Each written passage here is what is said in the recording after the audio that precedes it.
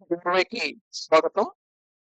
మనం స్లీప్ అనే ఫ్యాక్టర్ గురించి చూస్తున్నాం. థాట్ ప్రాసెస్ ని ఇన్ఫ్లుయెన్స్ చేసే ఫ్యాక్టర్స్ స్లీప్, బ్రీతింగ్, ఫుడ్, అలాగా sleep and sexual habits. So వాటిలో స్లీప్ గురించి డీటెయిల్ గా చూసాం. ఫస్ట్ స్లీప్ లో ఉండే మన రాంగ్ బిలీఫ్స్ తెలుసుకున్నాం. స్లీప్ యొక్క క్వాలిటీ క్వాంటిటీ గురించి మాట్లాడాం. క్వాంటిటీ పరంగా చూసుకుంటే ఎంతెంత ఉండాలి, మినిమం ఎంత ఉండాలి, మాక్సిమం ఎంత ఉండాలి, ఎంతకంటే తక్కువ అయితే ఇన్సఫిషియంట్, ఎంతకంటే ఎక్కువైతే ఓవర్ స్లీపింగ్ కి కన్సిడర్ చేయాలి, వీటి గురించి తెలుసుకున్నాం. స్టాటిస్టికల్ ఫిగర్స్ అవి.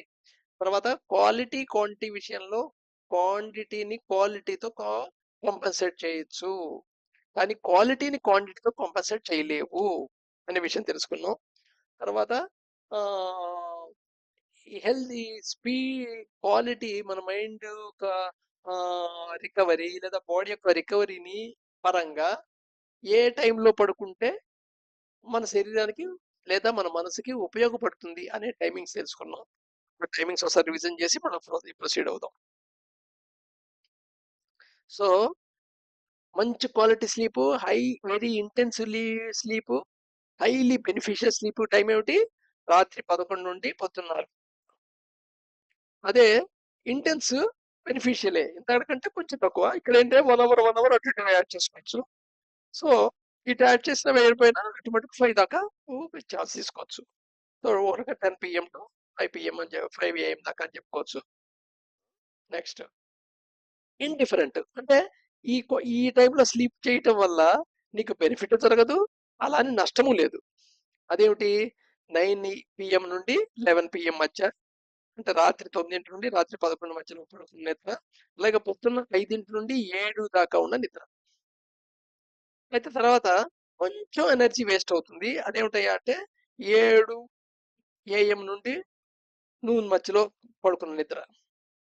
సో 8:30కి పడుకునే లేచే అలవాటు ఉందంటే మీరు అక్కడ దాకా బెనిఫిట్ పొంది 7 నుండి 8:30 దాకా మధ్య టైంలో మటుకు ఎనర్జీ వేస్ట్ చేసుకుంటున్నట్టు అనమాట.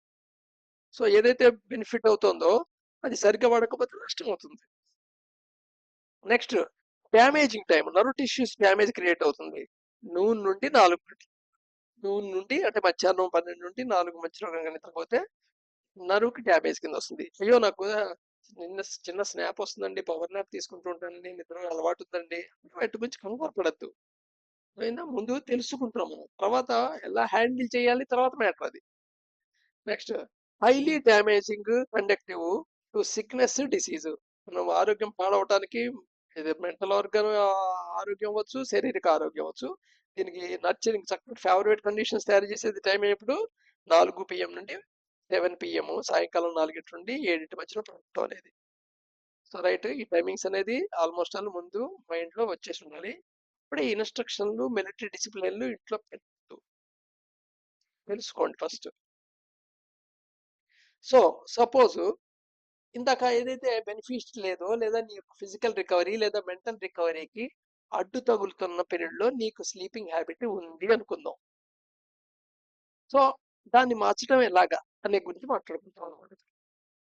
సో ఎప్పుడైనా సరే ఏదో కోల్పోతున్నాను అనే ఫీలింగ్ తో చేయకూడదు, బలవంతంగా చేయకూడదు. ఈ బలవంతంలో 2 రకాల బలవంతాలు ఉంటాయి.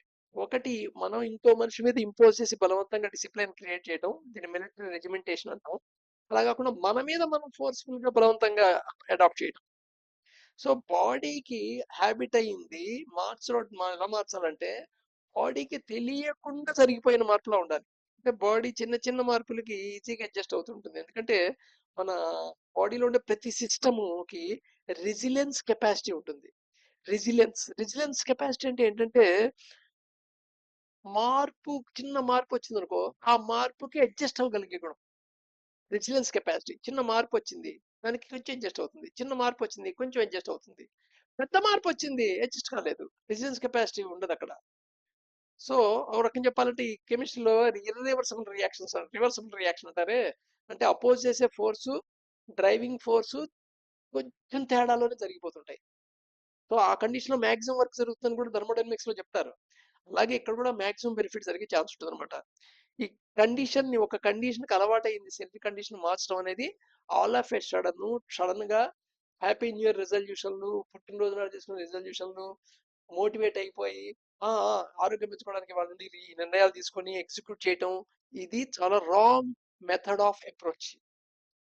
సిస్టమేటిక్ ఎలా చేయాలో చూద్దాం. సపోజ్ స్లీప్ ఎలా కట్ చేసుకోవాలి, ఎలా మార్చుకోవాలి. Reduce sleep should not be at a greater rate than 10 minutes in fortnight. అంటే 15 రోజులు ప్లాన్ పెట్టుకోండి. మీరు సపోజ్ పొద్దున్న 8:30కి లేచి అలవాటు ఉంది అనుకుందాం. సడన్ గా రేపటి నుండి 6కి లేవటం మొదలెట్టడం పెట్టద్దు. బాడీ అలా ఒప్పుకోవద్దు. ఎందుకంటే బాడీకి రెసిలియన్స్ కెపాసిటీ ఉంటుంది. చిన్న చిన్న చేంజెస్ తట్టుకోగలదు. మేజర్ చేంజెస్ తట్టుకోలేదు సిస్టమ్.